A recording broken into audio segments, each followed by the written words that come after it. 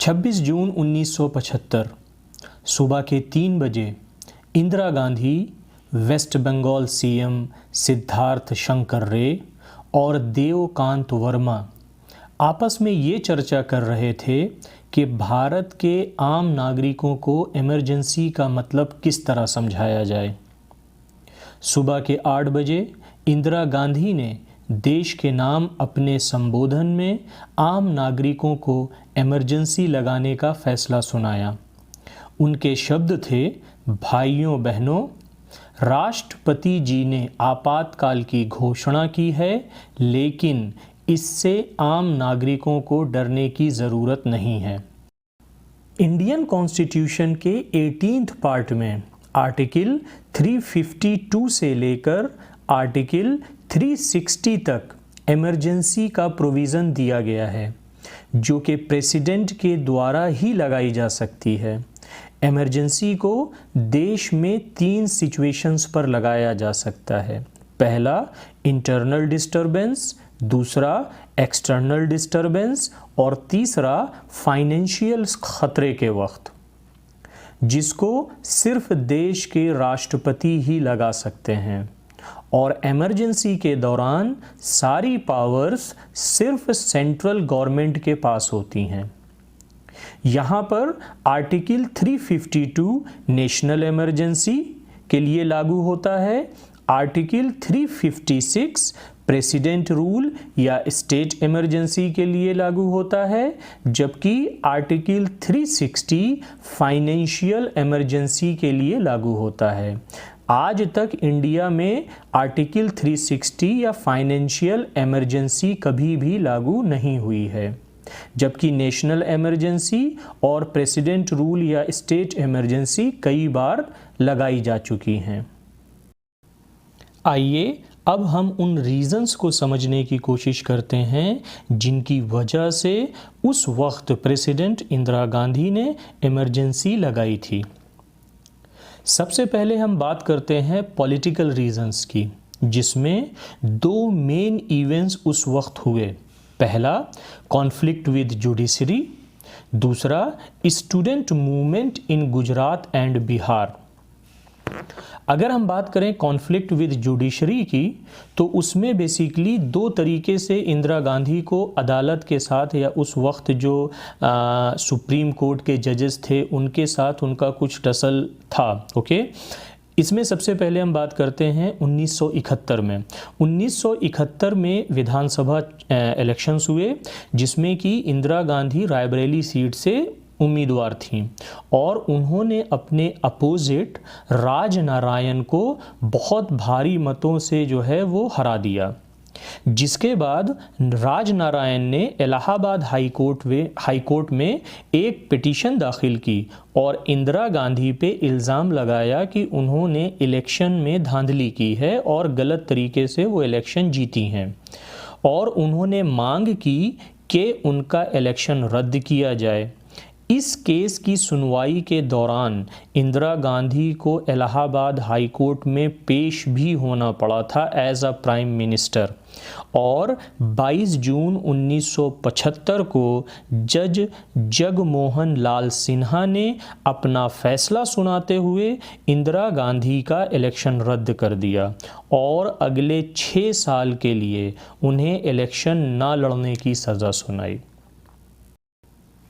मामला फिर से सुप्रीम कोर्ट पहुंचा, जहां 24 जून 1975 को इमरजेंसी के ठीक 2 दिन पहले जज VR कृष्णा अय्यर ने फैसला सुनाया और इलाहाबाद हाई कोर्ट के फैसले को सही ठहराया, लेकिन इंदिरा गांधी को PM बने रहने की छूट दी। बस उनका वोट करने का अधिकार जो था उस पर रोक लगा दी। वो लोकसभा में जा तो सकती थीं, लेकिन वहाँ वोट नहीं कर सकती थीं। इसके बाद जुडिशरी के साथ प्राइम मिनिस्टर इंदिरा गांधी का जो दूसरा कॉन्फ्लिक्ट हुआ वो हुआ 1972 में एक केस के दौरान। इस 1972 में इंदिरा गांधी ने as a prime minister 2 major decisions लिए। पहला, प्रीवी पर्स का खात्मा, दूसरा नेशनलाइजेशन ऑफ बैंक्स का फैसला। इंदिरा गांधी के इस फैसले से कुछ लोग नाराज़ हुए और मामला सुप्रीम कोर्ट तक पहुंचा, जहां कोर्ट ने इन दोनों फैसलों को खारिज कर दिया। कोर्ट की इस दखल अंदाजी या इंटरप्शन से बचने के लिए इंदिरा गांधी ने 2 कॉन्स्टिट्यूशनल अमेंडमेंट्स लेकर आईं। पहला था 24th और दूसरा था 25th कॉन्स्टिट्यूशनल अमेंडमेंट्स, जो कि बेसिकली 5th ऑफ नवंबर और दूसरा जो 25th कॉन्स्टिट्यूशनल अमेंडमेंट था वो अप्रैल 1972 को लाया गया था।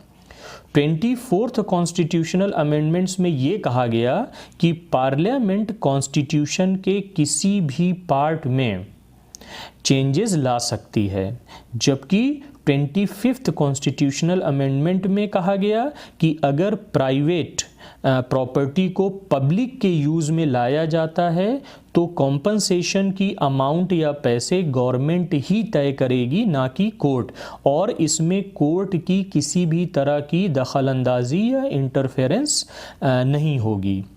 इसे भी सुप्रीम कोर्ट में चैलेंज किया गया और केसरवानंद भारती केस में कोर्ट ने इन दोनों अमेंडमेंट्स को खारिज कर दिया, जिसके बाद इंदिरा गांधी और कोर्ट के बीच मनमुटाव और ज़्यादा बढ़ गया।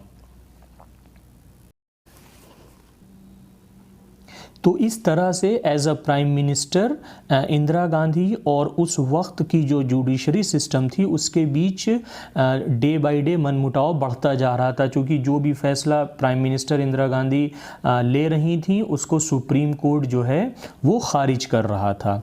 अब बात कर लेते हैं दूसरे रीज़न की, या दूसरे सबसे बड़े रीज़न की, that is student movement in Gujarat and Bihar. उस दौरान जो बिहार और गुजरात में स्टूडेंट्स का एक मूवमेंट शुरू हुआ था, वो भी काफ़ी मेन रीज़न बताया जाता है जिसके चलते प्राइम मिनिस्टर इंदिरा गांधी ने इमरजेंसी लगाने का फैसला किया था। इसकी शुरुआत होती है 20 नवंबर 1973 को। 20 नवंबर 1973 को एलडी इंजीनियरिंग कॉलेज अहमदाबाद के स्टूडेंट्स ने मेस के खाने की बढ़ी कीमतों के खिलाफ एक प्रोटेस्ट स्टार्ट किया, जो कि वक्त के साथ साथ बढ़ता गया और बिहार तक पहुंचा, जहां 18 मार्च 1974 को स्टूडेंट्स ने बिहार विधानसभा का घेराव किया और पुलिस एक्शन में 3 स्टूडेंट्स की मौत हो गई और स्टूडेंट्स ने 23 मार्च 1974 को बिहार बंद का ऐलान किया, जिसके बाद स्टूडेंट्स यूनियन ने जयप्रकाश नारायण या जेपी नारायण को स्टूडेंट्स की अगुवाई का न्योता भेजा, जो कि उन्होंने कबूल किया।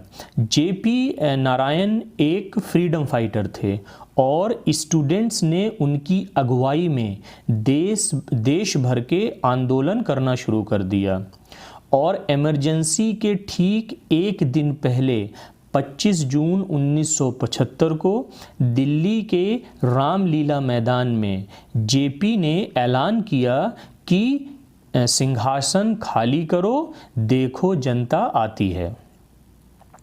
इंदिरा गांधी को डर था कि कहीं जेपी के ऐलान से सेना तख्ता पलट ना कर दे।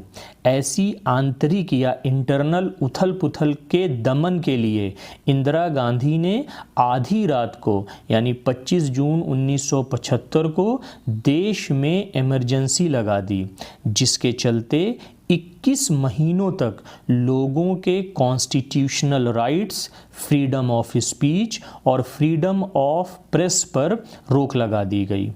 अपने इस फैसले को सही बताते हुए प्राइम मिनिस्टर इंदिरा गांधी ने 3 रीज़न दिए। पहला कि जेपी के आंदोलन या जयप्रकाश नारायण के आंदोलन, जो स्टूडेंट मूवमेंट चल रहा था, उस आंदोलन की वजह से भारत में इंटरनल उथल पुथल थी। दूसरा कि भारत के पिछड़े वर्गों के को जो है वो डेवलपमेंट की ज़रूरत थी, जिसके लिए उनको कॉन्स्टिट्यूशनल रिफॉर्म की लिए वक्त चाहिए था। और तीसरा कि इस इंटरनल डिस्टर्बेंस की वजह से जो भी पॉलिटिकल डिस्टर्बेंस उस वक्त इंडिया में चल रही थी, उसकी वजह से कहीं बाहर की कोई ताकत या कोई दूसरा मुल्क जो है वो हम पर हमला ना कर दे या अशांति फैलाने का उनको मौका ना मिल जाए। इन 3 रीज़न्स के चलते प्राइम मिनिस्टर इंदिरा गांधी ने 26 जून 1975 को सुबह 8 बजे इमरजेंसी की घोषणा कर दी। तो इस तरह से इंदिरा गांधी ने 26 जून 1975 को देश में इमरजेंसी की घोषणा की और उन्होंने अपने जो रीज़न्स दिए वो एक बहस का टॉपिक है, लाइक कि सही था या गलत था, बट जो इन्फॉर्मेशन उस वक्त पॉलिटिकल हो या जो भी आंदोलन चल रहे थे या जो भी हमारे कॉन्स्टिट्यूशन में इमरजेंसी की जो नियम कानून है उसके बारे में हमने यहाँ पर डिस्कस किया। Hope you like the video. See you in some other new interesting video. Till then, take care, be safe.